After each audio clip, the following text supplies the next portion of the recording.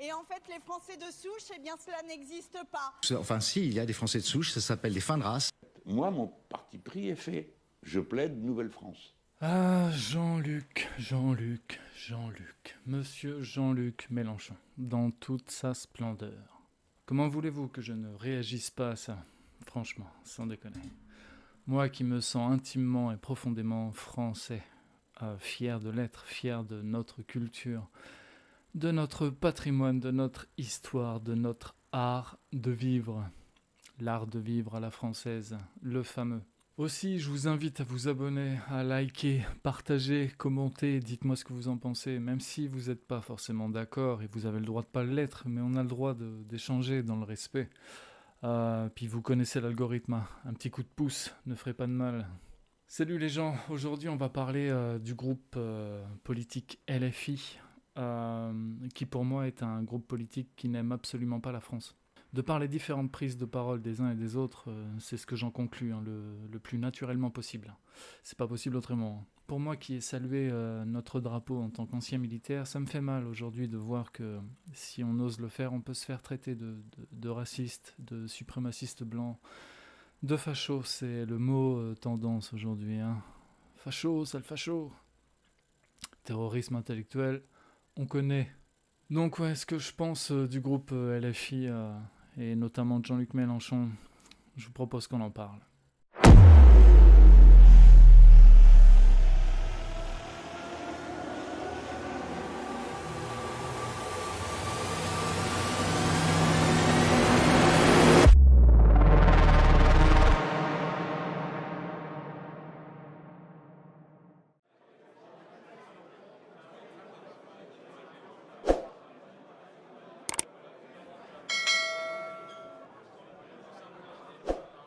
Je vous propose qu'on commence par notre Sandrine Rousseau nationale, la fameuse, l'illustre Sandrine Rousseau, la seule et l'unique.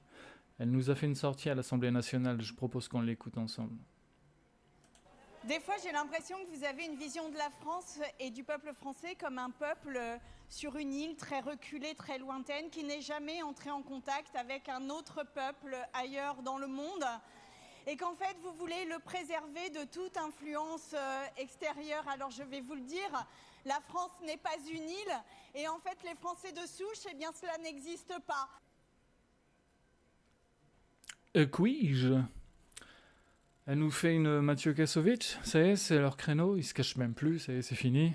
C'est tendance maintenant, les Français de souche n'existent pas.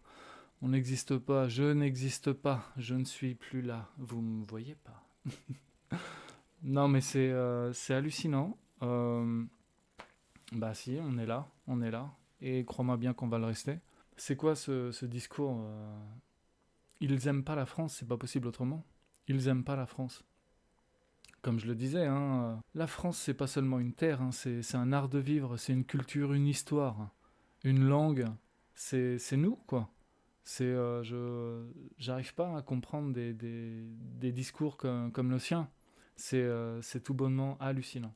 Donc oui, c'est pas sans rappeler ce que nous avait sorti Mathieu Kassovitch, fut un temps, il y a pas si longtemps que ça d'ailleurs. Quoi qu'il se passe, que vous ayez des Français de souche depuis plusieurs générations aujourd'hui, je suis désolé messieurs, dames, vos enfants vont faire des enfants avec des Noirs, des Arabes, des Chinois, des Portugais, de tout dans le monde entier parce qu'on circule et le monde est fait pour ça. Le monde occidental, entendons-nous, le monde occidental est fait pour ça. Lui, c'est un vendeur de base, il vend, il veut vendre. Donc forcément, plus il y a de consommateurs, plus il sera heureux. Parce que le monde change, le monde circule, c'est pas vrai partout. L'Afrique noire est toujours une Afrique noire, je vois pas de plus en plus de blancs débarquer là-bas. Pareil en Chine et autres. C'est le monde qui change, c'est le monde occidental, c'est le monde blanc, c'est le monde qui change, effectivement. Mais c'est pas le monde entier, c'est totalement faux. Lui, ce qu'il veut, c'est qu'une bande de joyeux consommateurs. Mais ça fera l'objet d'une autre vidéo, je vous en parlerai, c'est en relation avec la 5ème République, ce que j'en pense fondamentalement de toute cette connerie. La dissolution des peuples, quoi de mieux d'avoir un seul groupe dominant, peu t'importe les pays, hein, pour pouvoir être contrôlé plus facilement. Mais je vous en parlerai dans une autre vidéo de tout ça. Le monde a des frontières que les hommes ont mis, qui fait que de l'autre côté, à 10 mètres près, on ne devrait pas se mélanger avec ces gens-là. Oui, il y a des frontières, certes, mais même au-delà des frontières, encore une fois, c'est ce que je disais, ce sont des cultures, ce sont des mœurs, un art de vivre qui n'a strictement rien à voir. Notre pays, notre art de vivre n'a rien à voir avec l'Arabie Saoudite, par exemple. Strictement rien à voir. Et puis, nous, on ne met pas en prison les homosexuels qui veulent se marier, comme en Algérie, par exemple, hein. Alors, c'est un peu plus loin que 10 mètres, hein, on s'entend, mais l'idée est là, hein. C'est des frontières qui consignent dans l'espace notre manière de penser, notre culture, notre histoire, notre art de vivre. Ouais, c'est ça, la France, hein. C'est pas d'avoir l'Alsace ou la Lorraine ou pas, hein. C'est une mentalité, c'est une manière de voir les choses. Mais le monde n'est pas fait comme ça. Donc je pense qu'il n'y a plus de Français de souche et que... Voilà. Et bien ça, par exemple, ça veut absolument rien dire, mais les faits restent le même. Pow! C'est clair ou pas, il n'y a plus de Français de souche.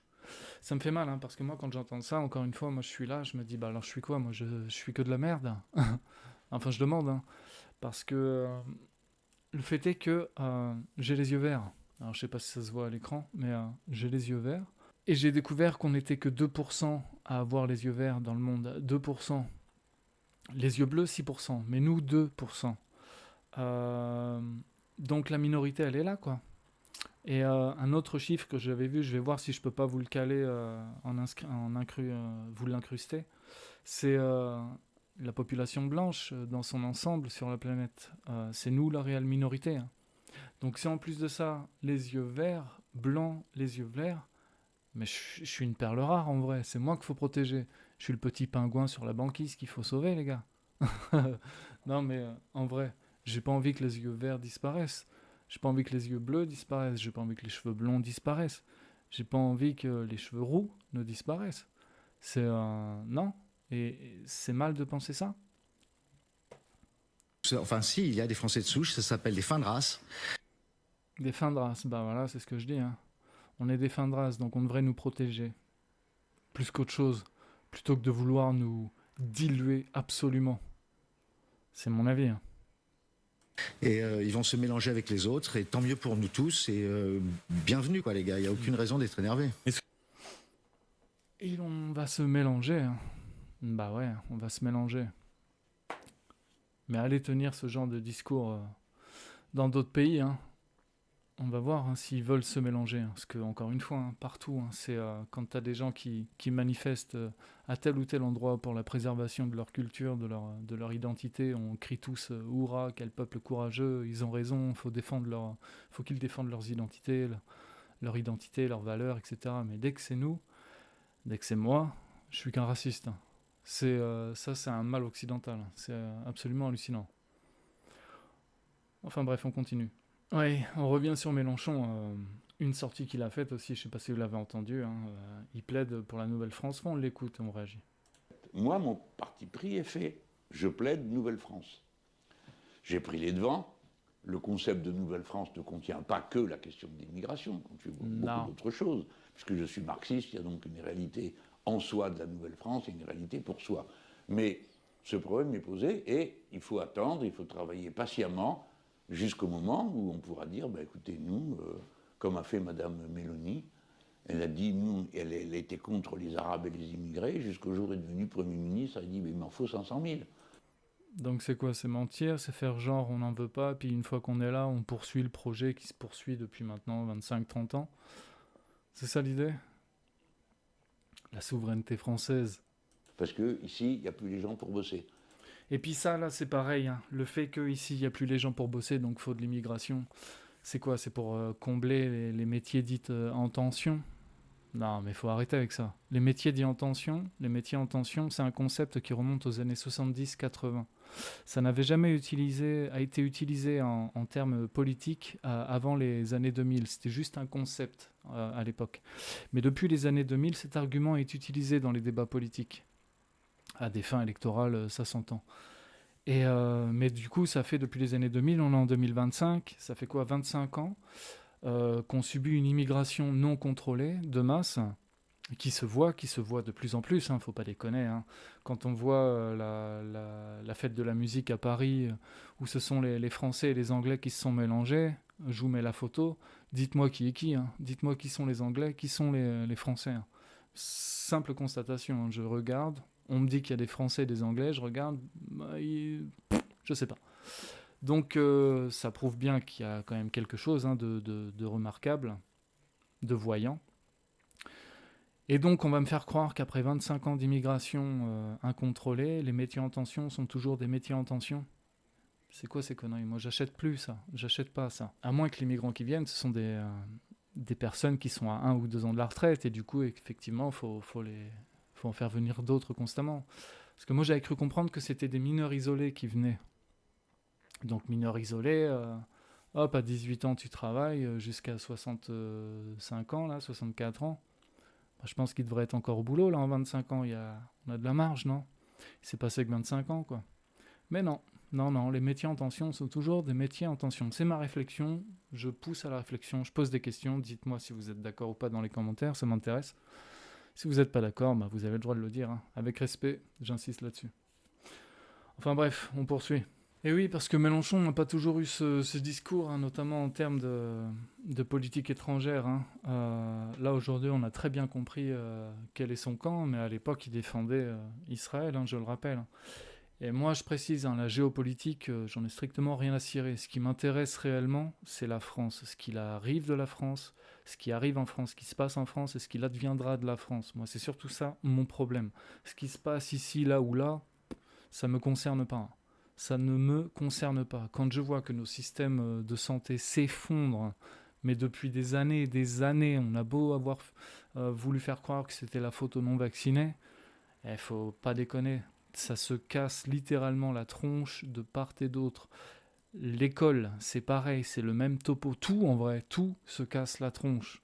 Donc, qu'est-ce que tu veux que j'aille m'intéresser à ce qui se passe ici ou là? Sans déconner, moi, on règle d'abord ce qui se passe en France. Non, pour moi, ça me paraît logique. Mais bon, écoutez ce qu'il disait à l'époque, c'est intéressant. C'est la première fois qu'on voit un pays, pourtant il y en a des pays qui sont en tension entre eux, et certains armés de l'arme nucléaire, comme c'est le cas pour le Pakistan et l'Inde. Mais à aucun moment le Pakistan ou l'Inde ne se sont armés en disant « j'ai l'intention de détruire mon voisin ». Là, c'est la première fois qu'on voit un pays dire « si on a une bombe, on ira taper sur Israël ». Ça, personne ne peut accepter une chose pareille. Donc voilà, je ne mets pas le reste. Encore une fois, toutes les vidéos, tous les liens seront dans la description. Vous pourrez les vérifier par vous-même, regarder entièrement et vous faire votre propre avis.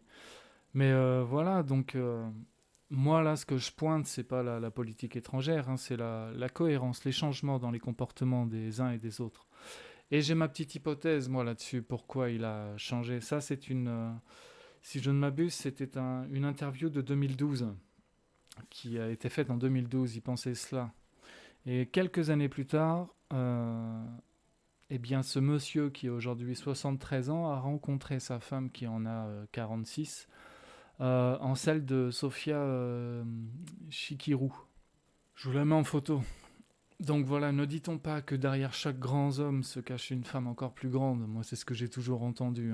Donc, pour moi, cet adage se vérifie. Ce monsieur est tenu par son cerveau d'en bas. Tout simplement, ça s'arrête là. Il s'est trouvé une petite pépette plus jeune que lui. Il est ravi, le monsieur. Qui ne le serait pas, les mecs. Mais voilà. Pour moi, c'est ça. Et à partir de ce moment-là, le discours a changé. Et ça me m'étonne qu'à moitié, en fait. C'est ma théorie. Dites-moi encore une fois ce que vous en pensez. Il n'est pas très gracieux et accompagnable, mais il est futé et renifle bien les pistes. Enfin bon, on poursuit. Donc oui, quand on parle du loup, on y voit la queue. Je vous propose qu'on écoute une intervention de sa femme, de sa compagne, maintenant, je ne sais même pas s'ils sont mariés, mais de sa compagne, on va dire, qui soutient le discours actuel de monsieur Mélenchon. Jean-Luc Mélenchon dit « La langue française est un bien commun qui est le résultat d'une créolisation que nous revendiquons. Nous pourrions tout à fait dire... » Il le revendique maintenant, la créolisation. Avant, on pouvait dire qu'on se faisait remplacer ou quoi, ou ci ou là, et ça créait du débat, de la polémique, etc. Non, mais il faut pas le dire, ça se dit pas, mais c'est pas vrai. C'est un sentiment, comme le fameux sentiment d'insécurité, etc., etc. On se rappelle tous de ça. Mais là, il s'en cache même plus, hein. Il le revendique, hein. Mais je vais pas rentrer là-dedans. Mais bref, grosso modo, ça veut dire ce que ça veut dire, hein. C'est on se mélange, on se brasse, hein, d'accord? Et que tu sois d'accord ou non, c'est le même tarif. C'est leur projet. C'est toi, moi, je les intéresse pas, hein. Moi, le français de base, aucun intérêt pour eux. Au lieu de dire langue française, langue créole, tant elle est en commun avec 29 États et des centaines de millions de personnes. Qu'est-ce que cela a de criminel? Vous voulez agiter des polémiques franchouillardes? Non, le français, c'est français. Non, mais... Et ça fait de la politique, hein. Alors c'est vrai que de râler par rapport à ça, au fait de vouloir rebaptiser la langue française, hein, c'est des polémiques franchouillardes. Bah ouais, ça fait chier le Gaulois réfractaire, hein. Hein, le vieux mâle blanc, il dérange, hein, on dérange, hein. Ouais, on dérange, mais j'ai bien l'intention de déranger encore très longtemps. Oui, franchouillarde d'ailleurs, rien que l'expression franchouillarde. Moi j'aime bien les fêtes de village franchouillarde, bien franchouillarde. Ouais, moi j'adore ça. Ou alors c'est quoi la mode? Faudrait qu'on twerk, c'est ça? Faudrait qu'on twerk pour être dans le coup. Faudrait qu'on porte le voile pour être dans le coup. Parce que le béret, la baguette, le vin, c'est ringard. Qu'est-ce qui est in? D'être voilé et de twerker? Allez, foutez-moi le camp de là, sans déconner. Non, moi je veux de la franchouillardise. On poursuit. Donc voilà le discours d'origine du grand Manitou, hein. On écoute. La créolisation est notre maître mot. Si nous voulons que le français soit une langue commune, il faut qu'elle soit une langue créole. Et je préférerais qu'on dise que nous parlons tous le créole, parce que ça nous arrangerait mieux que de dire que nous parlons français. Bah car ouais, cela... parce que t'aimes pas la France, parce que vous aimez pas la France, vous aimez pas nos valeurs, nos mœurs, notre culture, notre art de vivre, tout simplement. Ils aiment pas, ils n'aiment pas. Ou lui, en l'occurrence, il n'aime plus. Hein, il se positionne dans le sens du vent, hein, dans le sens de son électorat aussi, il faut le comprendre. Ça sera sans doute plus vrai. Qu'on vienne me dire comment les 100 millions de Congolais ou bien les millions de Sénégalais n'auraient aucune participation à la création d'une langue. Mais ils peuvent participer comme ça leur chante. Moi, au Congo, les 100 millions de Congolais, pour moi, ils parlent de Congolais. Au Sénégal, ils parlent de Sénégalais. En Belgique, ils parlent de Belge. Au Québec, ils parlent de Québécois. En France, on parle le français. C'est pas plus compliqué que ça. Je vois pas le problème là-dedans. Je ne vois pas le problème là-dedans. Ah, peut-être qu'au Congo, ouais, on pourrait appeler ça le congolais ou autre chose, ou je ne sais pas, tu vois. Mais au Congo, la majorité des personnes qui habitent au Congo, à ce que je sache, elles sont noires, hein. En France, effectivement, comme vous nous importez une immigration toujours plus en masse et non contrôlée, forcément, le blanc commence à se diluer dans la masse. Forcément. Mais on n'a pas choisi pour ça. On n'a pas signé pour ça. On n'a absolument pas signé pour ça. Qu'ils parlent et qu'ils sont 10 fois plus nombreux que nous à parler, nous, Français. 10 fois plus nombreux. Le nombre, donc, c'est l'importance. Le nombre, c'est son importance. Bah écoute, en France, on est encore majoritaire, à ce qu'il me semble. Et pourtant, vous en avez strictement rien à cirer. Qu'au Congo, ils veulent changer le terme langue française ou quoi, c'est comme ils veulent. Comme ils veulent, je m'en contrefiche, mais en France, on parle le français, point, barre. C'est notre base, c'est notre socle, c'est notre origine. Faut qu'on arrête avec ça. C'est pas parce que ici ou là, ça parle la même langue ou une langue proche de la nôtre qu'on va changer le terme langue française. Non, faut arrêter. C'est quoi? On a honte de dire le mot français maintenant? C'est quoi le délire? Je comprends son idée de fond, hein, je comprends. Hein. Mais j'en ai strictement rien à faire. Strictement rien à faire. C'est le français, point barre. Point barre. Je me situe à cet instant-là. Et puis les Français s'y feront. Oh ouais, les Français s'y feront, hein. Puis de toute façon, comme dirait Van Damme... Le Dorlo, dans 20-30 ans, il n'y en aura plus. Enfin bref, on poursuit. On continue avec une interview de 2020. Là, c'était déjà le discours bien connu, hein. Le français dérange, hein. Enfin, on écoute, on réagit. Et je crois que ça m'a donné un pli. Alors maintenant, vous savez, en vieillissant, on durcit les traits de caractère. Je ne supporte plus de vivre autrement que dans un endroit où les gens sont mélangés. Donc j'habite à Paris, dans le 10e arrondissement, je ne pourrais pas habiter dans le 6e ou dans le 7e. Je ne peux pas survivre quand il n'y a que des blonds aux yeux bleus. C'est au-delà de mes forces.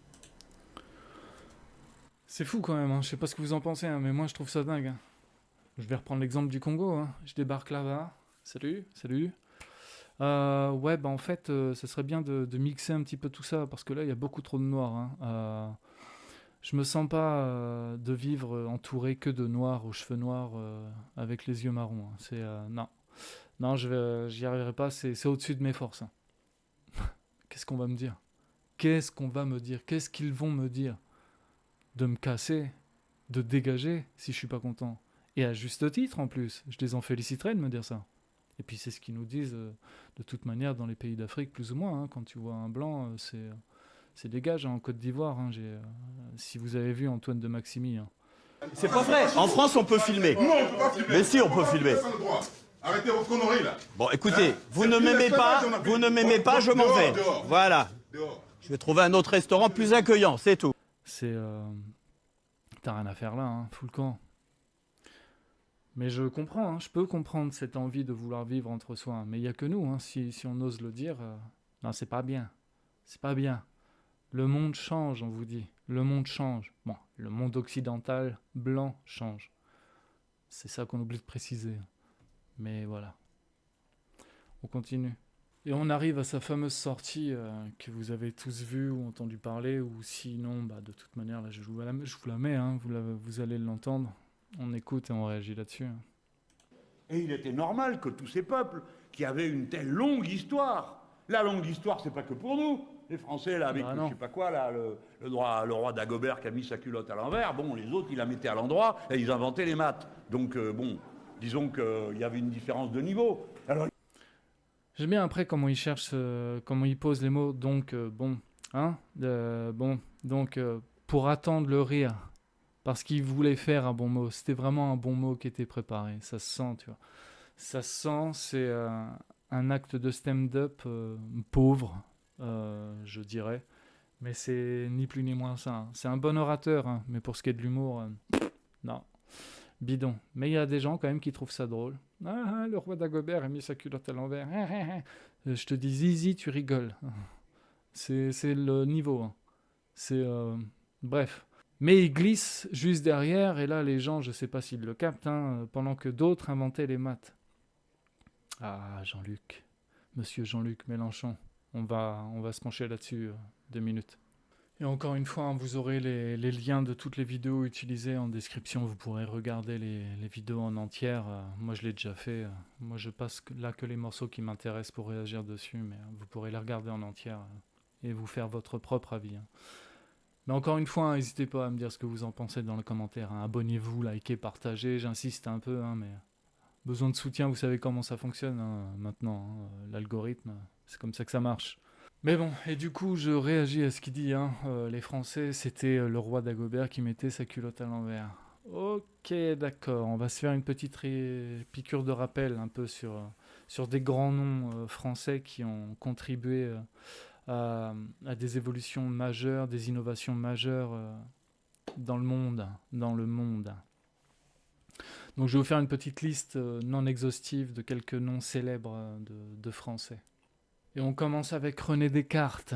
Il y a eu Blaise Pascal aussi, certains l'ont probablement vu sur les billets de 500 francs. Moi j'en ai pas vu passer beaucoup, mais il était dessus, vous vous souvenez. Antoine Lavoisier. Ah, Antoine Lavoisier, rien ne se perd, rien ne se crée, tout se transforme, c'est ça. Louis Pasteur, Marie Curie, André-Marie Ampère, Claude Bernard, Gustave Eiffel, et oui, Henri Becquerel. Et puis le dernier de ma liste non exhaustive et non des moindres, le professeur Luc Montagnier. Luc Montagnier, prix Nobel. Prix Nobel pourquoi ? Pour avoir découvert le virus du sida, le VIH. Ni plus ni moins. Il a eu le prix Nobel et cet homme est mort au début de la pandémie dans le dénuement le plus total. Aucune cérémonie, aucune reconnaissance, traité de complotiste, on lui a craché dessus jusqu'à la fin. Alors que cet homme a fait de grandes choses dans sa vie. Mais bon, complotiste, hein, on connaît. Et puis ça, c'était qu'une liste de noms français, mais bon, nous sommes l'Europe. Moi, je suis d'accord avec Sandrine Rousseau. Hein. C'est pas le monde, c'est l'Europe. Hein. On est un peuple européen qui se ressemble, qui avons des bases communes. Hein. Là-dessus, je suis complètement d'accord. Hein.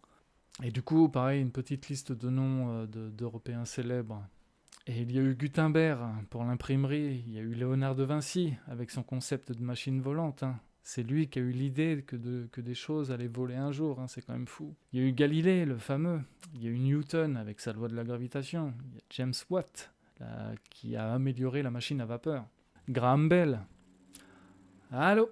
Eh oui, si on peut faire des stories, se prendre en photo, des selfies, etc., faut lui dire merci. Et Turing, qui a ni plus ni moins que posé les bases de l'informatique. C'est pas rien.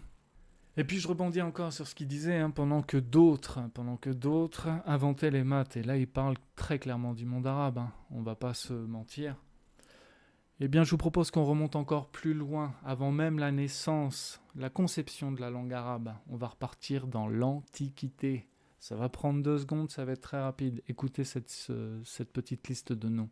Il y a eu Thalès, il y a eu Pythagore, il y a eu Euclide, Archimède, et il y a eu Cnide. Cnide qui est à l'origine de la rigueur mathématique d'ailleurs, qui a inspiré les 2 autres d'avant. Ah, la Grèce antique, autre temps, autre mœurs, autre dieu même. Ouais, les choses changent, les choses évoluent, effectivement. Mais tout ce petit beau monde, c'était quand même sur le secteur européen. On n'oublie pas. Hein.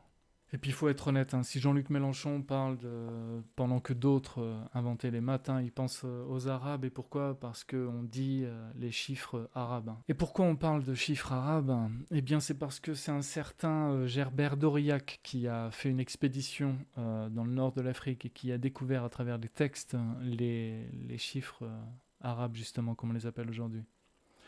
Mais il faut savoir que ces chiffres arabes n'ont pas été inventés par les Arabes. Non, c'est les Indiens au IIIe siècle avant Jesus Christ. Donc ça date pas d'hier. Ils avaient inventé les décimales de 1 à 9.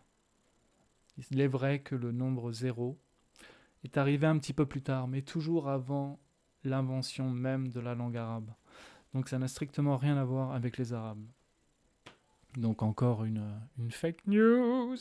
Enfin bref, tout ça pour dire que moi j'adore la France et je la défendrai. Sa culture, notre patrimoine, notre histoire, notre art de vivre, l'art de vivre à la française. Hein. Moi c'est pas le Qatar où on ne serre pas la main d'une femme par respect. Moi une femme, quand je rencontre une femme, je lui fais la bise et on s'amuse en cours de route. C'est 2, c'est 4, on sait pas combien on en fait. Mais ça c'était avant le Covid aussi, hein. Avant toutes ces histoires de distanciation sociale, de masques, etc., etc. Mais ça, pareil, ce sera l'objet d'une autre vidéo qui sera en lien d'ailleurs avec ce que je pense de la Ve République et ce qui se passe partout en Europe ou plus généralement dans le monde occidental. Donc ouais, je vous propose de vous abonner si vous voulez pas louper ça. Abonnez, likez, partagez, je le répète encore. Hein. Et commentez, hein. On débat, on discute. On a le droit. Me reste plus qu'à vous dire de prendre soin de vous, les gens. Prenez soin de vous. Faites du sport, c'est super important. 30 minutes de marche par jour, minimum, c'est super important. Et puis prenez les escaliers au lieu des escalators. Je vais vous faire chier à chaque fois avec ça, mais c'est super important et c'est très bon pour le cœur. Rien que de monter les marches, c'est super bon pour le cœur. Donc ouais, prenez soin de vous. N'oubliez pas que je vous aime. Et vive la France. Rappelez-vous une chose. Celui qui abandonne une fois, abandonnera toute sa vie.